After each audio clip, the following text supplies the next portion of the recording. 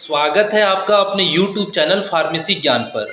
आज का यह वीडियो उन सभी के लिए इम्पॉर्टेंट है जिन्होंने अपना फार्मेसी का कोर्स कंप्लीट कर लिया है और जो अभी वर्तमान में फार्मेसी का कोर्स कर रहे हैं और करने की सोच रहे हैं। क्योंकि इस वीडियो को अगर आपने पूरा अंत तक नहीं देखा तो आप बहुत ही इम्पॉर्टेंट इन्फॉर्मेशन मिस कर देंगे। इसलिए मेरा रिक्वेस्ट है आपसे कि इस वीडियो को अंत तक जरूर देखें और अगर चैनल पर नए हैं तो चैनल को जरूर सब्सक्राइब कर लें। जैसा कि आप सभी को मालूम है कि नया फार्मेसी कमीशन बिल लागू होने वाला है, यानी एक नया फार्मेसी एक्ट निकलेगा। साथ ही साथ जो पुराना पीसीआई है यानी फार्मेसी काउंसिल ऑफ इंडिया, उसे बंद कर दिया जाएगा। इसी को लेकर के फार्मेसी काउंसिल ऑफ इंडिया के प्रेसिडेंट माननीय मोंटू पटेल जी ने मीटिंग आयोजित की और इस मीटिंग में वो काफ़ी हताश और काफ़ी उदास नजर आ रहे हैं। जैसे मेडिकल काउंसिल इंडिया है, उसका नेशनल मेडिकल कमीशन हो गया, डेंटल का dental medical commission dental commission हो गया, नर्सिंग का भी कमीशन हो गया। सिर्फ हमारी फार्मेसी काउंसिल बची है तो उसमें भी कमीशन आएगा। तो जो एनएम मतलब जो डेंटल मेडिकल मतलब नर्सिंग काउंसिल, मेडिकल काउंसिल और मतलब मेडिकल डेंटल और नर्सिंग काउंसिल, 3 काउंसिल का कमीशन हो गया और आयुर्वेदिक का भी शायद कमीशन है। अब इनका जो प्रैक्टिस है वो बहुत लिमिटेड है। मतलब आपको अस्पताल में प्रैक्टिस करनी है, मतलब आपको डॉक्टर्स बनना है या तो अस्पताल मतलब अस्पताल में काम करने तक उनका क्राइटेरिया सीमित है। मतलब स्कोप ऑफ वर्क उतना उनका ही इतना ही है। मतलब हमारे फार्मेसी में एक तो आपको अस्पताल में भी जॉब करना है, मेडिकल स्टोर में भी करना है, इंडस्ट्री में भी करना है, मतलब पूरे मतलब एकेडमिक में भी करना है। मतलब हमारा बहुत ही डाइवर्सिफाई, बहुत ही स्कोप है। एपीआई में काम करना है, मेडिकल डिवाइस में काम करना है, रेगुलेटरी में काम करना है। मतलब हम जितना सोचे उतना कम है। उतने फील्ड हमारे फार्मेसी फील्ड में हमारे वर्क स्कोप ऑफ वर्क में है। तो एक नेशनल फार्मेसी कमीशन में सिर्फ आपने पढ़ा होगा कि जो भी आईआरएस लॉबी है, मतलब मैं ऐसे ओपनली नहीं बोल रहा हूँ, मतलब जितने भी ब्यूरोक्रेट्स लॉबी है उन्होंने अपना फायदा करवाने के लिए मतलब उनका ही मतलब ज्वाइंट सेक्रेटरी भी वही रहेगा, रजिस्ट्रार भी वही रहेगा और मतलब सब लोग वही रहेंगे। सिर्फ हमारे फार्मेसी के जो 15 साल के एक्सपीरियंस वाले गवर्नमेंट के टीचर्स हो गए, प्राइवेट वाले का तो नंबर आने ही नहीं वाला है, पर गवर्नमेंट की मैं बात कर रहा हूँ। जो गवर्नमेंट टीचर्स हो गए उनको मतलब जो वाइस चांसलर बनते हैं वही लोग फिर से फार्मेसी काउंसिल इंडिया में मतलब आके काम करेंगे।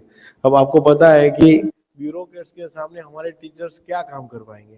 अब समझो हमारा नॉलेज और उनका नॉलेज और एडमिनिस्ट्रेशन नॉलेज बहुत रात दिन का फर्क है। आप अभी भी आपके स्टेट में जो टेक्निकल सेक्रेटरी होगा है तो एजुकेशन सेक्रेटरी होगा, हेल्थ सेक्रेटरी होगा, आप लोग अभी भी काम कर रहे हो। अब आपकी स्थिति आपके स्टेट में क्या है वो बहुत कठिन है। अब वही स्थिति सेंट्रल में आएगी तो उसके साथ काम करना मतलब आप समझ लो कि आप मतलब हमारा फार्मेसी प्रोफेशन का पूरा डाइल्यूशन है। और मैं इसीलिए बोल रहा हूँ कि देखो मैं फार्मेसी काउंसिल इंडिया का प्रमुख प्रेसिडेंट आज हूँ, कल कोई और बनेगा, उससे कुछ चेंज नहीं होने वाला। फ्यूचर में भी बहुत सारे हमारे senior professor pharmacy council India के प्रेसिडेंट रह चुके हैं। उन्होंने भी अपनी नॉलेज के तहत, अपने टाइम देने के तहत उन्होंने भी फार्मेसी प्रोफेशन को कुछ ना कुछ दिया है। मैं भी कुछ दूंगा, हमारी टीम पूरी देंगे। पर आने वाले समय में कि मैं परमानेंट तो फार्मेसी काउंसिल इंडिया का प्रमुख रहने वाला नहीं हूँ, कि कोई ना कोई नया भी आएगा। तो आने वाले समय हमारी काउंसिल रहनी चाहिए। मेरा एक ही कॉन्सेप्ट है कि फार्मेसी काउंसिल रहनी चाहिए, क्योंकि 7000 फार्मेसी कॉलेजेस है, इतनी इंडस्ट्री बड़ी है, इतने अस्पताल है, इतने मेडिकल स्टोर्स हैं। तो हमारे प्रोफेशन को कंट्रोल करने के लिए ब्यूरोक्रेट्स आ जाएंगे तो प्रोफेशनलिज्म खत्म हो जाएगी।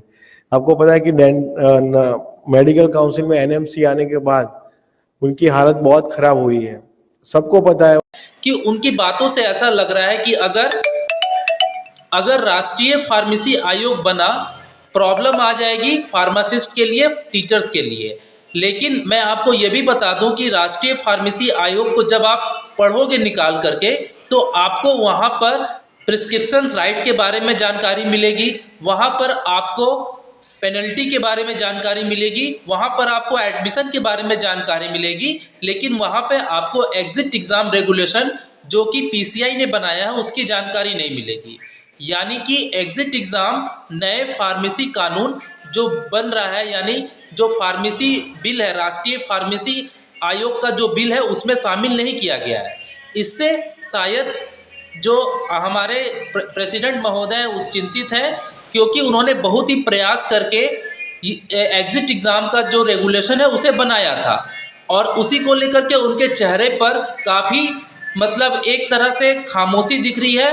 वो दुखी दिख रहे हैं, और अपनी बातों को जब वो कह रहे हैं तो उनका कहना है कि जिस तरह से डेंटल काउंसिल बनी तो डेंटल वाले जितने भी डॉक्टर थे उनका उद्धार नहीं हो पाया, उसी तरह से एमबीबीएस की जो काउंसिल बनी उनका भी उद्धार नहीं हो पाया। उसी तरह से अगर ये जो राष्ट्रीय फार्मेसी आयोग अगर बन जाता है तो इससे फार्मासिस्ट का कोई भी भलाई होने वाला नहीं है, ऐसा उनका कहना है।